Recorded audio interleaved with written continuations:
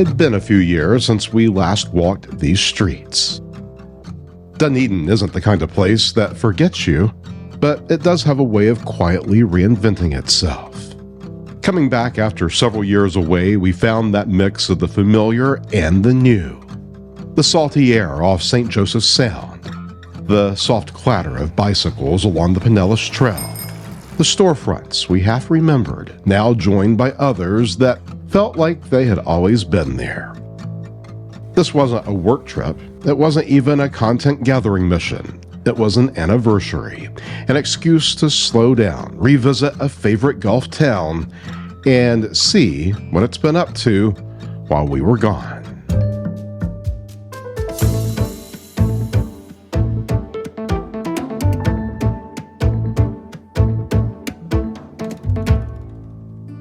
Dunedin began as a Scottish settlement in the late 1800s. Back then, this was orange grove country. The train ran right through town, bringing fruit north and tourists south. The old depot still stands, but today, instead of locomotives, you'll find the Dunedin History Museum inside. Step through its doors and you can trace everything from the city's early citrus trade to the arrival of the Toronto Blue Jays. A few blocks north of downtown stands TD Ballpark, the spring training home of the baseball team. The sport has been part of Dunedin for nearly half a century now, one of the longest relationships between a major league team and a host city. Community events are often held at the 8,000-seat venue when the team is back in Canada. Abby and I began our morning in true Dunedin fashion, without a plan. Downtown Dunedin isn't big, but it rewards curiosity.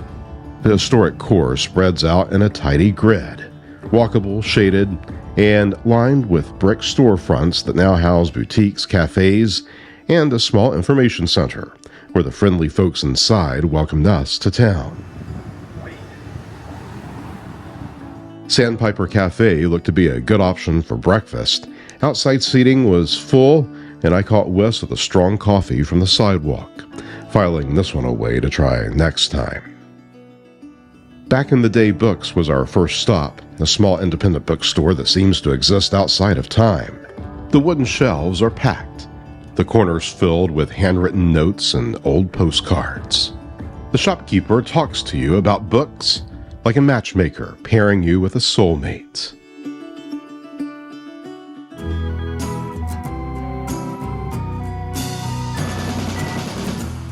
Not far from Main Street is a little gem called the Penny Lane Beatles Museum, a privately curated collection of thousands of Beatles artifacts, from signed records to rare international memorabilia. For now, it belongs to Dunedin. But come in 2026, it will move to St. Petersburg, a bittersweet goodbye for locals who have loved having the museum here. We stopped in anyway just to see it one more time. There's something grounding about a museum that's small, personal, and clearly loved. You don't just look at the items, you can almost hear the music.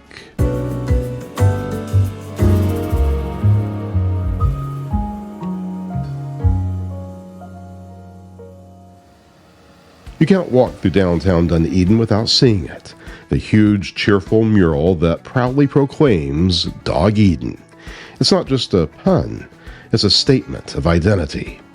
Painted by artist Anna Field on the side of Skip's Bar and Grill on Main Street, the mural celebrates Dunedin's reputation as one of Florida's most dog-friendly towns. The word Dog Eden is now embraced on everything from t-shirts to event banners. Started as a local nickname and grew into a full-blown civic brand. The city has earned it. You'll find water bowls outside storefronts, treats behind counters, and restaurant patios that welcome dogs as readily as people.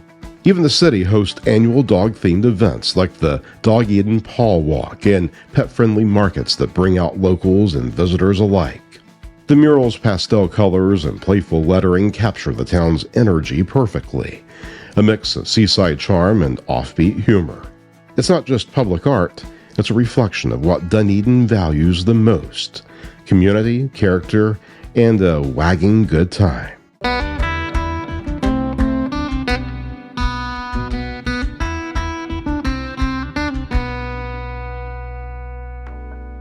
Lunch was at Salty Soul, a surfing-themed restaurant with both indoor and outdoor seating.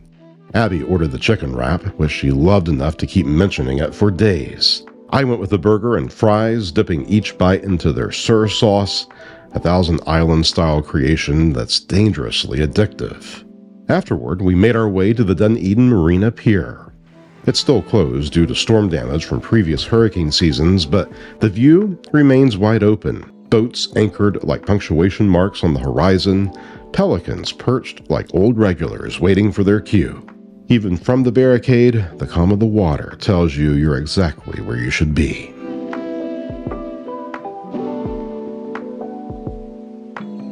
The smell of America's favorite movie theater snack pulled us into Harley's Gourmet Popcorn and Cider Shop on Main Street. We were offered lots of samples by the ladies behind the counter and left with 2 bags, a grilled cheese and tomato soup flavor that shouldn't work but somehow does, and Abby's go-to Chicago mix, half caramel, half cheese, all nostalgia. A few doors down, Lafayette and Rushford Home glowed warm and coastal, a blend of boutique and neighborhood living room. That's where I discovered Bear Food Peanuts from North Carolina, hand-cooked, small-batch perfection with a mission that matters. The company was founded to create employment opportunities for adults with autism and intellectual disabilities, combining purpose with truly exceptional flavor. The kind folks manning the store let me sample nearly every variety. 2 cans later, I was hooked.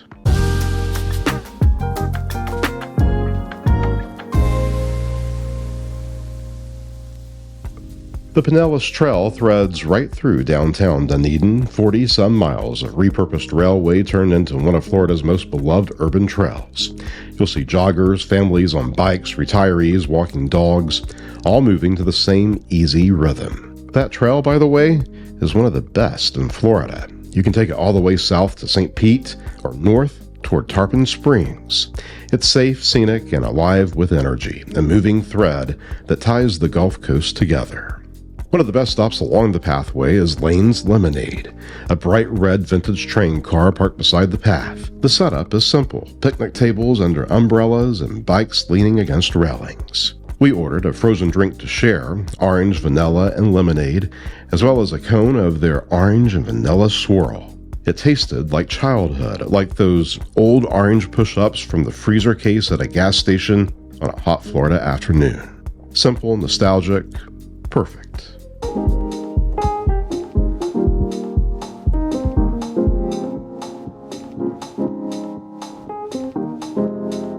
From downtown, it's a 10-minute drive to Honeymoon Island State Park, and from there, a short ferry to Caladesi Island, one of the last truly Great Barrier Islands in the state of Florida. No condos, no crowds, just mangroves, dunes, and Gulf water the color of polished glass. Caladesi is where you remember what the coast looked like before we paved it, where the sound of the waves is louder than anything man-made. It's also one of those rare spots where you can still walk for half an hour and not see another soul, unless you count the egrets. Every visit to Dunedin should end there, because when you come back across that narrow causeway, you understand the city a little better. Its balance between preservation and progress, its sense of proportion. You come back with salt in your hair and sand still on your shoes, and suddenly the boutique shops and brewery patios make perfect sense. This is a town built around being present.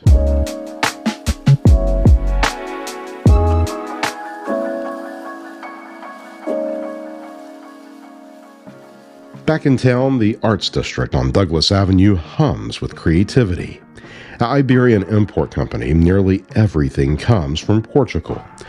Cork purses, ceramics, olive oils, and a dash of Iberian whimsy.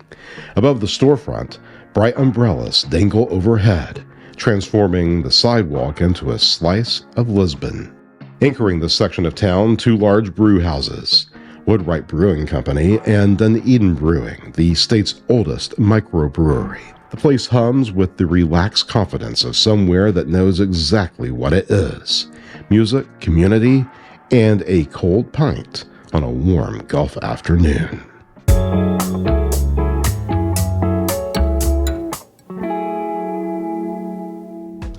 Last time Abby and I slept overnight in Dunedin, we stayed at the historic Fenway Hotel. Everything there was perfection, including taking in unbelievable sunsets from the rooftop bar. With the bar undergoing renovations, we decided to give a newer property in town a try on this trip. So we checked into the Grant Street Inn, an affordable option literally steps away from both the Arts District and Main Street. Our king room was spacious, with a large balcony that overlooked the quiet neighborhood and a walk-in shower that felt like a small luxury. The room was minimalist, comfortable but sparse. A small sofa would have made it closer to perfect, but the space had everything we needed, including peace and quiet after a long day. Highly recommend, but have no problem booking here again. We paid just over $160 on a Thursday night in mid-October. Coming back to a place you've loved always carries risk. You worry it won't be the same, or worse, that you won't be. But Dunedin has a way of staying true to itself. It's creative without trying, grounded without apology, the kind of town that quietly earns its charm instead of selling it. For us, this anniversary wasn't about nostalgia. It was about noticing, seeing what stayed, what changed, and what never needed to. You can find this episode of the Gallivanter podcast on Apple, iHeart, Spotify, wherever you listen. And as always, thank you so much for gallivanting with me. Wherever you go, take the story with you.